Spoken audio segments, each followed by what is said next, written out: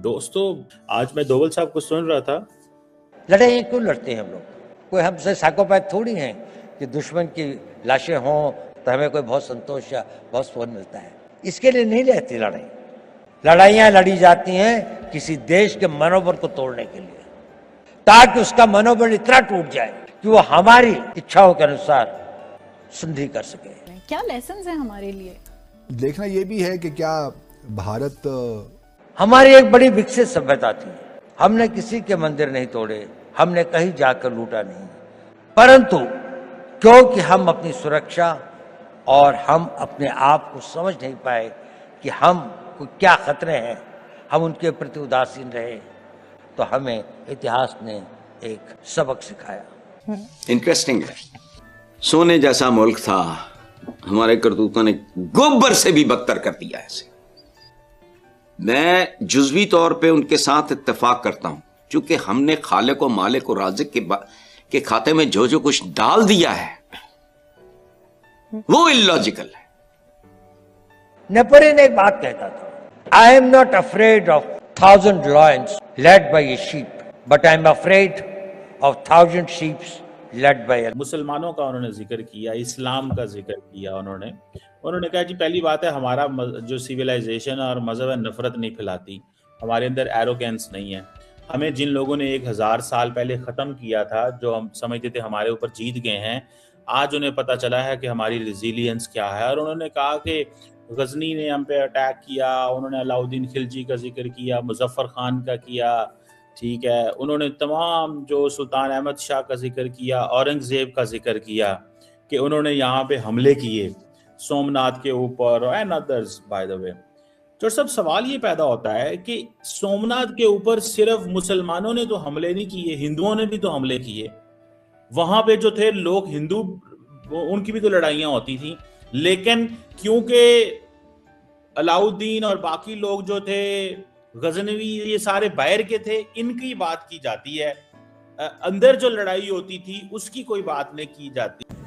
तो दोस्तों, जैसे आपने क्लिप में देखा, फ़िलहाल के दौर पर आपको पता ही है कि दुनिया में पूरी तरीके से उथल पुथल जो है मची हुई है, खासकर यूएसए और भारत और पाकिस्तान की तो चलती ही रहती है।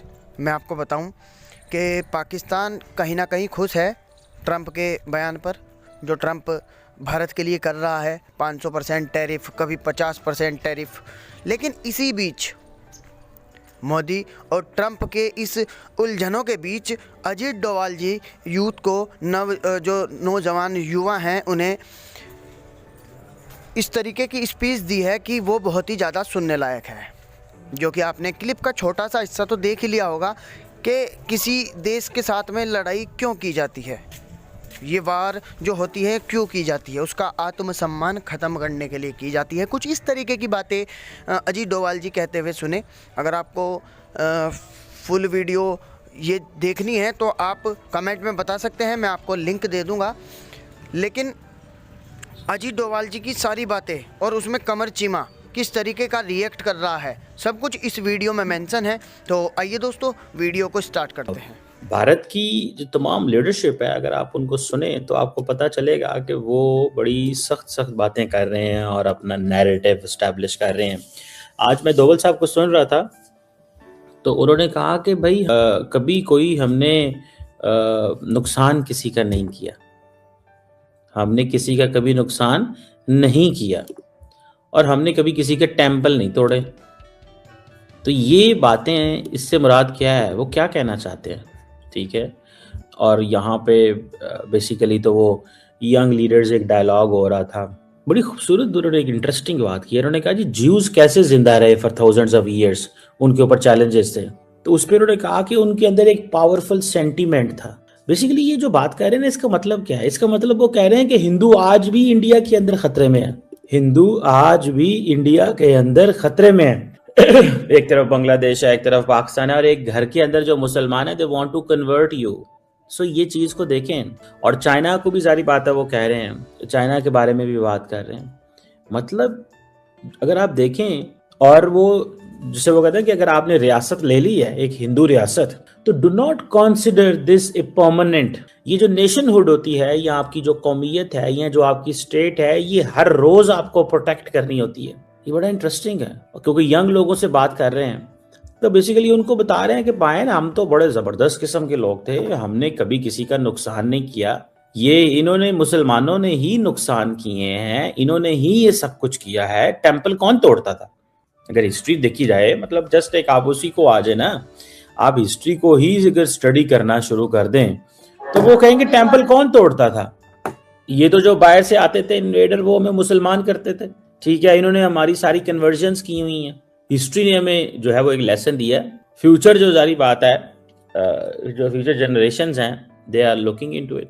तो अब वो कह रहे हैं कि बेसिकली तो हम विकसित भारत बनेंगे, ऑटो मोड पे चल गए। आज अगर नरेंद्र मोदी चला भी जाए, ये देखें, ये पैगाम है, आज अगर नरेंद्र मोदी यहाँ पे नहीं होगा तो तब भी इंडिया जो है वो ऑटो पे लग गया है, मतलब तरक्की की राहें चल पड़ी हैं। ये जो कुछ आज इंडिया के अंदर हो रहा है, मुझे लग रहा है कि लार्जली इंडिया की जो गवर्नमेंट है, वो बेसिकली चलाने वाला जो बंदा है उसका नाम अजीत डोभाल है। Basically he is the brain behind prime minister Modi.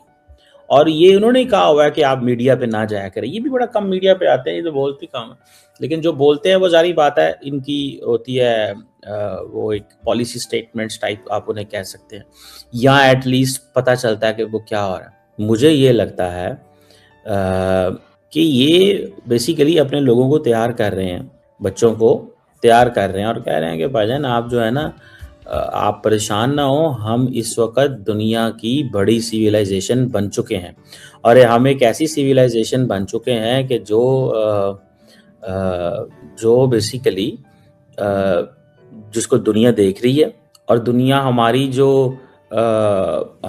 जो सिक्योरिटी नीड्स हैं हम उसको पूरा कर रहे हैं। तो मुझे ऐसा लगता है कि ये इन्होंने बेसिकली यंग बच्चों को भी यही कहानी सुना रहे हैं कि पायन तुसी ये ज़हन च रखना, हम बहुत अच्छे हैं, हम हिंदू मुस्लिम, ये वो देखें आपको, ये टेम्पल्स पे हमला करने वाली जो बात है, ये किसको जाती है?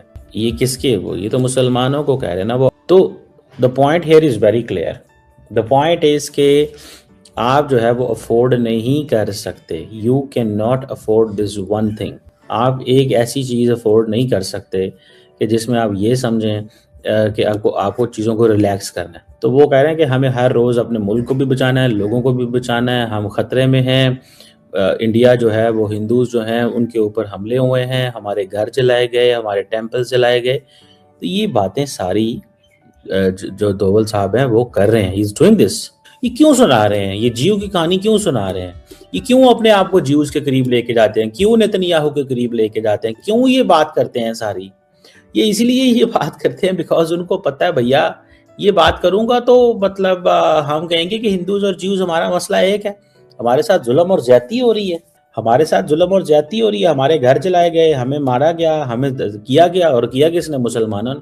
ये जो डोभाल साहब ने कहानी सुनाई है, ये कहानी यंग जनरेशन को वो सुना रहे हैं और कह रहे हैं कि जनाब आप जो है ना वो हमारे साथ रहें, आप हमारे दुखों को देखें, आज हम जो कर रहे हैं ना वो इसीलिए कर रहे हैं। समझ रहे हैं बात को?